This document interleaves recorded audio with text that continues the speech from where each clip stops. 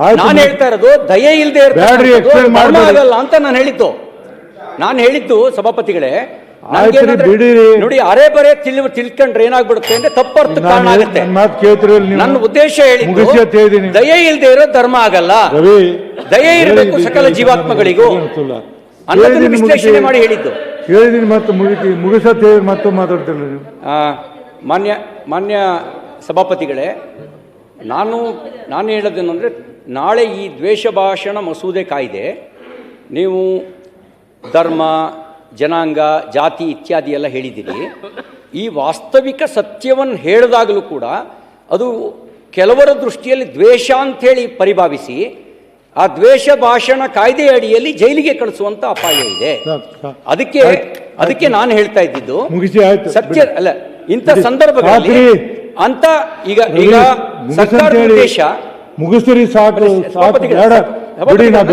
ಮಾಡ್ಬೇಕಲ್ವಾ? ಇಲ್ಲ ನೋಡಿ, ಕನ್ಕ್ಲೂಡ್ ಮಾಡ್ಬೇಕಲ್ವಾ? ನಾನು ದಯಮಾಡಿ ನಿಮ್ಮಲ್ಲಿ ಕ್ಷಮಾಪಣೆ ಕೇಳ್ತೀನಿ. ನನಗೆ ಹೇಳ್ತೀನಿ, ನನ್ನ ಕ್ಷಮಾಪಣೆ ಕೇಳ್ತೀನಿ. ಬಿಲ್ ಮೇಲೆ 3 ದಿನ ಚರ್ಚೆ ಆಗಿದ್ದಾವೆ ಲೋಕಸಭೆಯಲ್ಲಿ, ವಿಧಾನಸಭೆಯಲ್ಲಿ. ಹಂಗಿದ್ದಾಗ ನೀವು ಬಿಲ್ ಮೇಲೆ ನಿಯಂತ್ರಣ ಹೇರಬಹುದು ಅನ್ನೋದಾದ್ರೆ ನಿಯಂತ್ರಣ ಸಭಾಪತಿಗಳೇ, ಲೋಕಸಭೆಯಲ್ಲಿ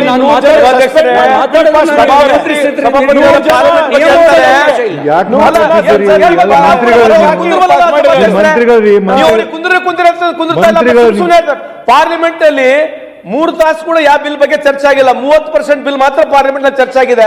ಇಲ್ಲಿ ಸುಮ್ಮನೆ ಹಿಂಗೆ ಹೇಳ್ತಾರೆ. 1 ತಾಸಿನಿಂದ ಇದೇ ಬಿಲ್ ಬಗ್ಗೆ ವಿಶ್ಲೇಷಣೆ ಮಾಡ್ತಾನೆ ಇದ್ದಾರೆ. ಆಮೇಲೆ ಅಲ್ಲ ಬುದ್ಧಿ ಒಂದ್ ನಿಮಿಷ ಅಲ್ಲ ಬಾಬಾ ಅಲ್ಲ ಸಭಾಧ್ಯಕ್ಷರೇ ಸಭಾಧ್ಯಕ್ಷರೇ, ಈಗ ಅವ್ರು ಹೇಳ್ತಕ್ಕಂಥದ್ದಿದೆ, ಯಾವುದೇ ಲಾ ತಂದಾಗ ಸ್ಪಿರಿಟ್ ಆಫ್ ದ ಲಾ ನೋಡ್ಬೇಕು. ಒಂದ್ ನಿಮಿಷ ಅಲ್ಲ, ಒಂದೇ ನಿಮಿಷ ಮಾತಾಡ್ಬಿಡ್ತಾರೆ. ಒಂದ್ಸಲ ಯಾಕೆ ಮಾತಾಡ್ತೀರಿ? ಅಲ್ಲ, ಒಂದ್ ನಿಮಿಷ ಮಾತಾಡ್ತೀನಿ. ಅಲ್ಲ, ನಮಗೆ ಅವಕಾಶ ಸಿಗಲ್ಲ, ಅದಕ್ಕೆ ಹೇಳೋದು ನಿಮಗೆ. ಒಂದ್ಸಲ ಮಾತಾಡ್ತೀನಿ. ನಮ್ಮ ಅವಧಿನ ಅವರೇ ಮಾತಾಡ್ಲಿ ಸರ್. ನಾನು ಏನ್ರಿ ಅವರಿಗೆ 1 ತಾಸಾಗಿದೆ ಮಾತಾಡ್ತಿದ್ದಾರೆ. 1 ತಾಸಿಂದ ಅವರೇ ಮಾತನಾಡ್ತಿದ್ದಾರೆ. ಬಾಬಾ ಸಾಹೇಬ್ ಅಂಬೇಡ್ಕರ್ ಅವರು ಹೇಳಿರ್ತಕ್ಕಂಥ ನಿಜ ಇದೆ ಸಭಾಧ್ಯಕ್ಷರೇ. ಈ ಡೆಮೋಕ್ರಸಿನ ನಾವು ಎಷ್ಟೇ ರೀತಿಯ ಕಾನ್ಸ್ಟಿಟ್ಯೂಷನ್ ತಂದ್ರು ಕೂಡ ಪೀಪಲ್ ಹ್ಯಾವ್ ಟು ಪ್ರಾಕ್ಟೀಸ್ ಅಂತಕ್ಕಂಥದ್ದು. ಯಾವುದೇ ಲಾ ನಾವು ತಂದ್ರು ಕೂಡ ಪ್ರಾಕ್ಟೀಸ್ ಮಾಡ್ಬೇಕು. ಈಗ ನೀವು ಹೇಳ್ತಾ ಇದ್ದೀರಿ, ಸುಮ್ಮನೆ ಉದಾಹರಣೆಗೆ ಹೇಳ್ತಕ್ಕಂಥದ್ದು, ಸೋನಂ ವಾಂಗ್ಚು ಇದೇ ಕೇಂದ್ರ ಸರ್ಕಾರ ಅವನಿಗೆ ದೊಡ್ಡ ಪದವಿ ಕೊಟ್ಟು ಅವಾರ್ಡ್ ಕೊಟ್ಟಿರ್ತಕ್ಕಂಥ ಇವನು ಅರೆಸ್ಟ್ ಆಗಿದ್ದಾನೆ. ಮತ್ತೆ ಇದರ ಪೊಲಿಟಿಕ್ಸ್ ಅಲ್ವಾ? ನಾಳೆ ಅರೆಸ್ಟ್ ಆಗಿರೋದು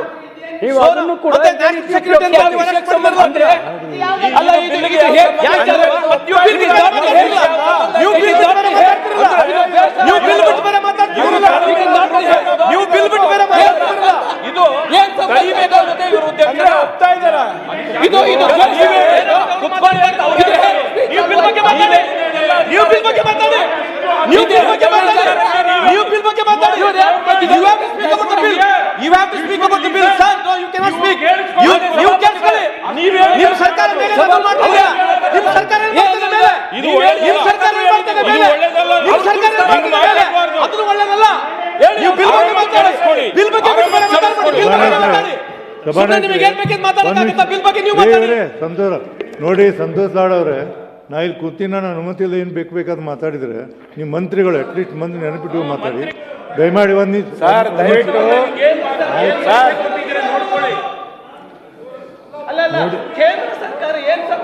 ಬಿಡ್ರಿ ಹೋಲಿ ನೋಡ್ತೀನಿ.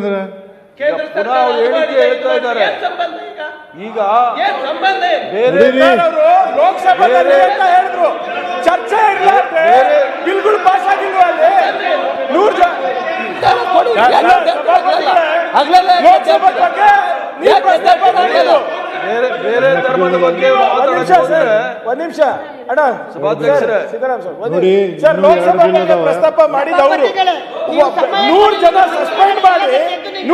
ಸಸ್ಪೆಂಡ್ ಮಾಡಬೇಕು, ಬಿಲ್ ಪಾಸ್ ಯಾರಿಗೂ ಕೊಡೋದಿಲ್ಲ. 100 ಜನ ಸಂಸದರಿಗೆ ಹೊರಗೆ ಮಾಡಿದ್ದಾರೆ. ಚರ್ಚೆಗೆ ಬರ್ತೀರಾ?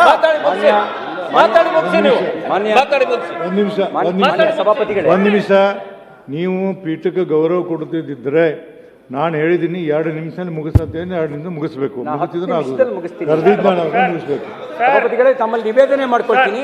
ಇದು ಬಿಲ್ ಆಗಿರೋ ಕಾರಣಕ್ಕೆ ನನ್ನ ತಿಳುವಳಿಕೆ ಪ್ರಕಾರ ಬಿಲ್ನ ನಿಯಮಾವಳಿಗಳಲ್ಲಿ ನಿರ್ಬಂಧಿಸೋಲ್ಲ ಅನ್ನೋದು ನನ್ನ ತಿಳುವಳಿಕೆ. ನಾನು ಹೇಳಿದ್ದೀನಿ ವಿನಂತಿ ಮಾಡ್ಕೊಳ್ತೀನಿ.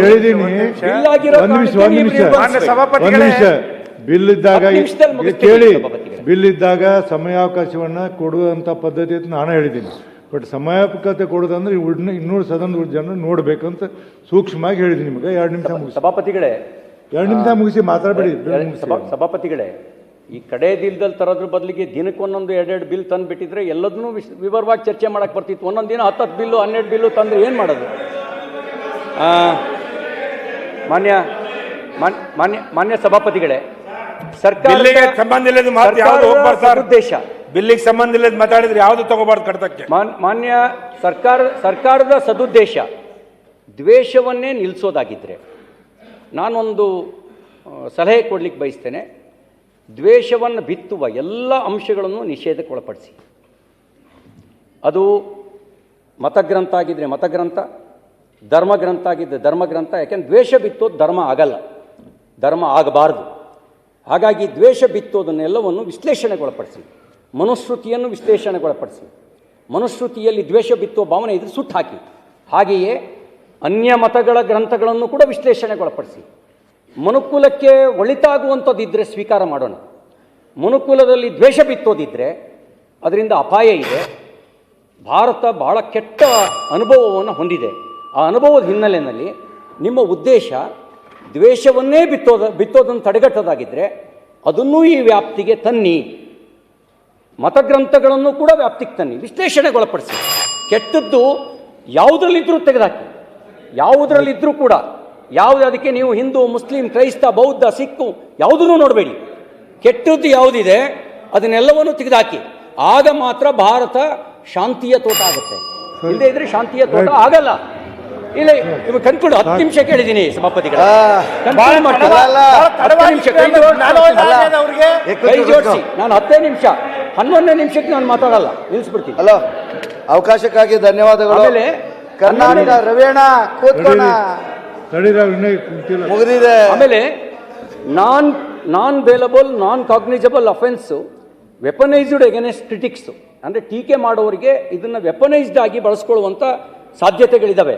ಹಾಗಾಗಿ ನಾನು ನೋಡಿ, the bill over rights free speech and criminalise political criticism.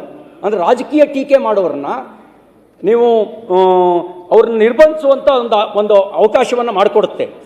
ಹಾಗಾಗಿಯೇ ಮತ್ತೆ intermediates media, social media, telecom can be punished. ಇದು ಒಂದು ರೀತಿ ಪತ್ರಿಕೆಗಳನ್ನು ಕೂಡ ನಿರ್ಬಂಧನೆಗೆ ಒಳಪಡಿಸುತ್ತೆ. ಹಾಗಾಗಿ ನಾನು ಮುಂಚೆನೇ ಹೇಳಿದಂತೆ ಅನಿಯಮಿತವಾಗಿರ್ತಕ್ಕಂಥ ಅಧಿಕಾರನ ಕೊಡುತ್ತೆ. ಒಬ್ಬ ಪೊಲೀಸ್ ಅಧಿಕಾರಿ ಇದ್ರ ದುರ್ಬಳಕೆ ಮಾಡಿಕೊಂಡ್ರೆ ಆ ದುರ್ಬಳಕೆಗೆ ಶಿಕ್ಷೆ ಇರಬೇಕು. ಆ ದುರ್ಬಳಕೆಗೆ ಶಿಕ್ಷೆ ಕೊಡದೇ ಇದ್ದರೆ, ಅವನಿಗೆ ಪರಮಾಧಿಕಾರ ಕೊಟ್ಬಿಟ್ರೆ, ಅವನಿಗೆ ರಕ್ಷಣೆ ಕೊಟ್ಬಿಟ್ರೆ, ತನಗಾಗದೇ ಇದ್ದವ್ರನ್ನೆಲ್ಲರನ್ನೂ ಕೂಡ ಈ ಕಾಯ್ದೆ ಅಡಿಯಲ್ಲಿ ಜೈಲಿಗೆ ಕಳಿಸ್ಬೋದು. ಇದು ಪ್ರಜಾಪ್ರಭುತ್ವಕ್ಕೆ ಮತ್ತು ಸಂವಿಧಾನಕ್ಕೆ ಆಶಯಕ್ಕೆ ವಿರುದ್ಧ ಆಗುತ್ತೆ. ಅವನು ದುರ್ಬಳಕೆ ಮಾಡಿಕೊಂಡ ಅಂದರೆ ಆ ದುರ್ಬಳಕೆಗೆ ಶಿಕ್ಷೆ ಕೊಡುವಂಥ ಅಧಿಕಾರ ಅಂತಾನೆ. ನೀವು ಇದರೊಳಗೆ ನೀವೇನು ಮಾಡಿದಿರಿ, ಅವರಿಗೆ ಪರಮಾಧಿಕಾರ ಕೊಟ್ಟಿದ್ದೀರಿ. ನೀವು ಆ ಪರಮಾಧಿಕಾರ ಕೊಟ್ಟಿರ್ತಕ್ಕಂಥದ್ದು ಅವರಿಗೆ ಜೀರೋ ಅಕೌಂಟಬಿಲಿಟಿನ ಕ್ರಿಯೇಟ್ ಮಾಡುತ್ತೆ. ಅವನಿಗೇನು ಜವಾಬ್ದಾರಿ ಇರಲ್ಲ, ಬೇಕಾದ್ರೆ ಮಾಡ್ಬೋದು. ಅದು ಒಂದು ಯಾವುದೇ ಅಧಿಕಾರಿಗೆ ಸರ್ವಾಧಿಕಾರವನ್ನು ಕೊಡಬಾರ್ದು. ಈಗ ಈ ಕಾಯ್ದೆ ಆ ಅಧಿಕಾರಿಗೆ ಸರ್ವಾಧಿಕಾರವನ್ನು ಕೊಡುತ್ತೆ. ಹಾಗಾಗಿ ಆ ಸರ್ವಾಧಿಕಾರವಾಗಿರ್ತಕ್ಕಂಥದ್ದು ಇದಾಗಬಾರ್ದು. ನಾನು ಮುಂಚೆನೇ ಹೇಳಿದಂತೆ this bill violates the constitutional guarantees. ನಮಗೆ ಸಂವಿಧಾನ ನಮಗೊಂದು ಗ್ಯಾರಂಟಿನ ಕೊಟ್ಟಿದೆ. ನೀವು ಗ್ಯಾರಂಟಿ ಬಗ್ಗೆ ಮಾತಾಡ್ತೀರಿ. ನೀವು ಗ್ಯಾರಂಟಿ ಬಗ್ಗೆ ಮಾತಾಡ್ತಾ ನಮಗೆ ಸಂವಿಧಾನ ಕೊಟ್ಟಿರೋ ಗ್ಯಾರಂಟಿನ ಕಿತ್ಕೋತಾ ಇದ್ದೀರಿ. ಆ ಸಂವಿಧಾನ ಕೊಟ್ಟಿರುವಂಥ ಗ್ಯಾರಂಟಿಯನ್ನು ಕಿತ್ಕೊಳ್ತಕ್ಕಂಥ ಅಧಿಕಾರ ಇಲ್ಲ. ನಾನು ಮುಂಚೆನೇ ಹೇಳಿದೆ, ಆರ್ಟಿಕಲ್ 19 1A ಅದು ಫ್ರೀಡಮ್ ಆಫ್ ಸ್ಪೀಚ್ ಬಗ್ಗೆ ಹೇಳುತ್ತೆ. 1B right to assemble peacefully ಅದನ್ನು ಹೇಳುತ್ತೆ. ಅಂದರೆ ನೀವು ಮುಂಜಾಗ್ರತಾ ಕ್ರಮವಾಗಿ ಊಹೆಯ ಮೇಲೆ ಹೈಪೋಥೆಟಿಕಲ್ ಆಗಿ ನೀವು ನಿರ್ಬಂಧಿಸ್ಬೋದು. ಅಲ್ಲಿಗೆ ನನಗೆ ಸೇರುವಂಥ ಅಧಿಕಾರವನ್ನು ಕೂಡ ಇದು ಕಿತ್ಕೊಳ್ಳುತ್ತೆ.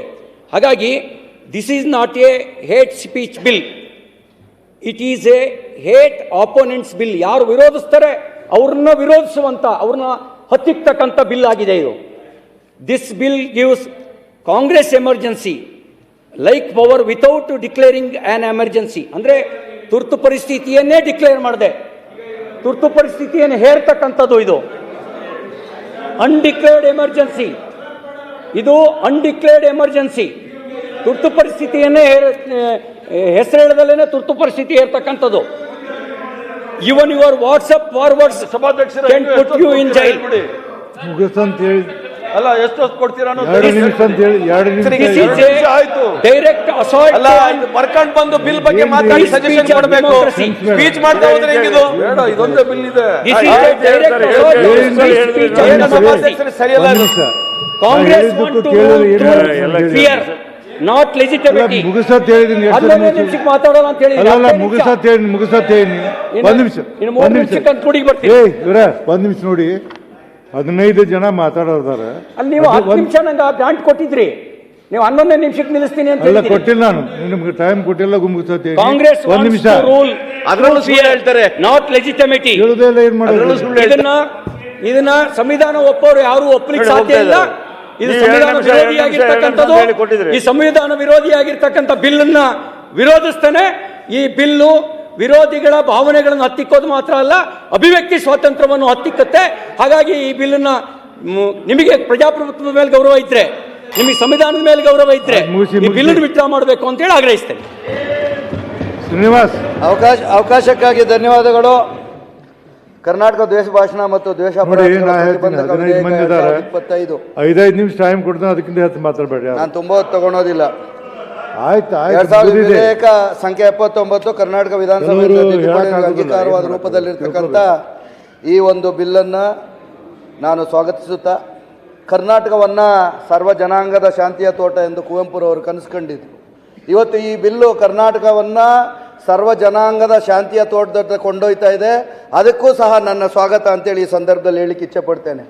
ಕರ್ನಾಟಕವನ್ನು ಬೇರೆ ಯಾವುದೇ ರಾಜ್ಯಗಳಿಗೆ ಹೋಲಿಸಿದಾಗ ಪ್ರೀತಿ ವಾತ್ಸಲ್ಯ ಮತ್ತು ಬಾಂಧವ್ಯಕ್ಕೆ ಒಂದು ಕಟ್ಟುಪಾಡಿನಿಂದ ಬದುಕುವಂಥ ಬದುಕು ಇಲ್ಲಿದೆ. ಆ ಬದುಕಿಗೆ ಪೂರಕವಾಗಿರುವಂಥ ಈ ಬಿಲ್ಲು ಅಂತೇಳಿ ಈ ಸಂದರ್ಭದಲ್ಲಿ ಹೇಳಲಿಕ್ಕೆ ಇಚ್ಛೆ ಪಡ್ತೇನೆ. ಅದೇ ನಿಟ್ಟಿನಲ್ಲಿ ನಾನು ಇನ್ನೊಂದು 2 ವಿಚಾರಗಳನ್ನು ಹೇಳಲಿಕ್ಕೆ ಇಚ್ಛೆ ಪಡ್ತೇನೆ. ಯಾಕಂದರೆ ಪೊಲೀಸ್ ಇಲಾಖೆಯಲ್ಲಿ ನಾನು ಕೆಲಸ ಮಾಡಿರೋದ್ರಿಂದ ನಮ್ಮ ರವಿ ಸರ್ ಅವ್ರನ್ನ 2 ವಿಚಾರ ಹೇಳಿದ್ರು. ಅಂಬೇಡ್ಕರ್ ವಿಚಾರವನ್ನು ಹೇಳುವಂಥ ಸಂದರ್ಭದಲ್ಲಿ ವಿಮರ್ಶೆ ಮತ್ತು ಪ್ರಚೋದನೆ ಅಂತೇಳ್ಬಿಟ್ಟು, ಇವತ್ತು ನಮ್ಮ ರಾಜ್ಯದ ಪಠ್ಯಕ್ರಮ ಇರ್ಬೋದು, ಓದುಗಳಲ್ಲಿರ್ಬೋದು, ಈ ಟೆಕ್ನಿಕಲ್ ಎಜುಕೇಷನ್ ಬಗ್ಗೆ, ಪ್ರೊಫೆಷನಲ್ ಎಜುಕೇಷನ್ ಬಗ್ಗೆ ಓದಂಥ ಸಂದರ್ಭದಲ್ಲಿ ಈ ಇತಿಹಾಸವನ್ನು ಓದೋರ ಸಂಖ್ಯೆ ಕೇವಲ 20% ಅಂತ ಕಡಿಮೆ ಆಗಿದೆ. ಹಾಗಾಗಿ ಎಷ್ಟೋ ಇತಿಹಾಸವನ್ನು ಕರ್ನಾಟಕದ ಯುವಕರು ಇವತ್ತು ಮರೆತೋಗ್ತಾ ಇದ್ದಾರೆ. ಅಂಥ ಸಂದರ್ಭದಲ್ಲಿ ಹೊಸ ವಿಚಾರಗಳ ಕಡೆಗೆ ಮರೆ ಹೋಗಿ ಎಷ್ಟೋ ಐತಿಹಾಸಿಕ ಪುಟಗಳಲ್ಲಿ ಇರೋದನ್ನು ಮರೆತೋಗ್ತಾ ಇದ್ದಾರೆ. ಜೊತೆಗೆ ಇತಿಹಾಸದಲ್ಲಿ ಇಲ್ಲದೇ ಇರೋರೇ ಹೊರಗಡೆ ಬರೋವಂಥ ಅದನ್ನು ನಾವು ವಾಟ್ಸಪ್ ಮೀಡಿಯಾದಲ್ಲಿ ನೋಡ್ತಾ ಇರ್ತೀವಿ. ಹಾಗಾಗಿ ವಿಮರ್ಶೆ ಪ್ರಚೋದನೆ ಆದಾಗ ಮಾತ್ರನೇ ಈ ಬಿಲ್ಲು ಬಂದು ಸೆಂಟ್ರಲ್ ಇಂಟರ್ವ್ಯೂನ್ ಆಗುತ್ತೆ ಅನ್ನೋದನ್ನ ಅವ್ರ ಗಮನಕ್ಕೆ ತರ್ತಾ, ಅದ್ರ ಜೊತೆಯಲ್ಲೇ ನಾವು 5 ಜನ ಸೇರ್ತೀವಿ, ಅದೊಂದು ಗುಂಪಾಗುತ್ತೆ. ಗುಂಪು ಮತ್ತು ಕ್ರೌಡ್ ಮಾಬಾದಾಗ ಮಾತ್ರನೇ ಕಾನೂನು ಎಂಟ್ರಿ ಆಗುತ್ತೆ. ಆ ನಿಟ್ಟಿನಲ್ಲಿ ಖಂಡಿತ ಅಂಥ ಸಂದರ್ಭದಲ್ಲಿ ಮಾತ್ರ ಈ ಬಿಲ್ ಬರುತ್ತೆ ಅಂತೇಳಿ ಹೇಳಲಿಕ್ಕೆ ಇಚ್ಛೆ ಪಡ್ತೇನೆ. ಜೊತೆಯಲ್ಲೇನೇ ಈ ಸುಳ್ಳು ಭಾಷಣಗಳನ್ನು ಮಾಡೋವನ್ನು ಈ ಬಿಲ್ ಅಡಿಯಲ್ಲಿ ತರಬೇಕು ಅಂತೇಳಿ ನಮ್ಮ ಸಚಿವರಲ್ಲಿ ಮನವಿ ಮಾಡ್ತಿದ್ದೇನೆ. ಯಾಕೆ ಅಂತ ಹೇಳಿದ್ರೆ, ಹಿಂದೆ 11 ವರ್ಷಗಳಲ್ಲಿ ಎಷ್ಟೋ ಜನ ಪುಣ್ಯಾತ್ಮರು ಬಂದು ಯುವಕರಿಗೆ ಯಾವ ಥರ ಹೇಳಿದ್ರು ಅಂತ ಹೇಳಿದ್ರೆ, ಅಮೇರಿಕಾದವರು ಬಂದು ನಮ್ಮ ಇಂಡಿಯನ್ ರುಪಿ ಮುಂದೆಗಡೆ ನಿಂತ್ಕೊಳ್ತಾರೆ, ಅಂದರೆ ಇಂಡಿಯನ್ ರುಪಿ ಅಮೇರಿಕವನ್ನು ಮೀರಿ ಹೋಗ್ಬಿಡುತ್ತೆ ಅಂತೇಳಿ ಎಲ್ಲ ಸುಳ್ಳು ಭಾಷಣ ಮಾಡಿದ್ರು. ಜೊತೆಗೆ ಡೀಸೆಲ್ಲು ಪೆಟ್ರೋಲ್ ರೇಟು ಕೈಗೆಟ್ಕೋದ್ರಲ್ಲಿ ಸಿಗುತ್ತೆ ಅಂತೇಳಿ ಎಲ್ಲ ಪ್ರಚೋದನಕಾರಿ ಭಾಷಣಗಳು ಮಾಡಿದ್ರು. ನೀವು ಮಾತಾಡೋಂಗಿಲ್ಲ ಗೋವಿಂದರಾಜ್ ಅವರೇ, ನೀವು ಮಾತಾಡಿದ್ರೆ ನಾನು ಮತ್ತೆ ಬೇರೆ ಕಡೆ ಹೋಗ್ಬೇಕಾಗಿ ಬರುತ್ತೆ. ಆ ಥರ ಅದ್ರ ಜೊತೆಯಲ್ಲೇನೇ ಈ ಡೀಸೆಲ್ ಮಾಡ್ಬೋದು ಅಂತೇಳಿ ಭಾಷಣ ಮಾಡಿರೋರನ್ನ ನಾವು ಕಂಡಿದ್ದೇವೆ. ಚಿನ್ನದ ಲೇಪನ ಅಂತೆ. ಅದ್ರ ಜೊತೆಯಲ್ಲಿ ನಾವು ಹೊರಗಡೆಯಿಂದ ದುಡ್ಡು ತಂದಿದ ತಕ್ಷಣ ನಮ್ಮ ರಾಷ್ಟ್ರದಲ್ಲಿರತಕ್ಕಂಥ ಪ್ರತಿಯೊಬ್ಬರಿಗೂ ನೀವು ಮಾತಾಡೋಂಗಿಲ್ಲ ಪೂಜಾರ್ರೆ, ನೀವು ಮಾತಾಡೋಂಗಿಲ್ಲ. ಆ ಭಾಷಣಗಳು ಕೇಳಿರೋದ್ರಿಂದ ನಾನು ಇತಿಹಾಸನ ಓದಿ, Indian history, European history, political science, political thinkers, ಒಬ್ಬ ಸಿವಿಲ್ ಇಂಜಿನಿಯರ್ ನಾನು ಓದಿದ್ದೀನಿ. ಹಾಗಾಗಿ ನಾನು ಮಾತಾಡಲಿಕ್ಕೆ ಇಷ್ಟಪಡ್ತೇನೆ. ದಯವಿಟ್ಟು ತಡಿಬೇಡ್ರಿ. ಈ ಥರ ಈ ಸುಳ್ಳು ಭಾಷಣಗಳನ್ನು ಮಾಡಿ ಯುವಕರನ್ನು ಈ ಕಾಲ್ಪನಿಕ ಲೋಕದತ್ತ ಕೊಂಡೊಯ್ತಾ ಇದ್ದಾರಲ್ಲ, ಖಂಡಿತ ಅವ್ರನ್ನೂ ಇದ್ರ ಕೆಳಗಡೆ ತರಬೇಕು ಅಂತೇಳಿ ಕೇಳ್ಕೊಳ್ತೇನೆ ನಾನು. ಯಾಕೆಂತ ಹೇಳಿದ್ರೆ ಹೆಚ್ಚಿನ ವಿಡಿಯೋಗಳಿಗೆ ಪ್ರತಿಧ್ವನಿ ಯೂಟ್ಯೂಬ್ ಚಾನೆಲ್ ಸಬ್ಸ್ಕ್ರೈಬ್ ಮಾಡಿ, ಬೆಲ್ ಐಕಾನ್ ಕ್ಲಿಕ್ ಮಾಡಿ.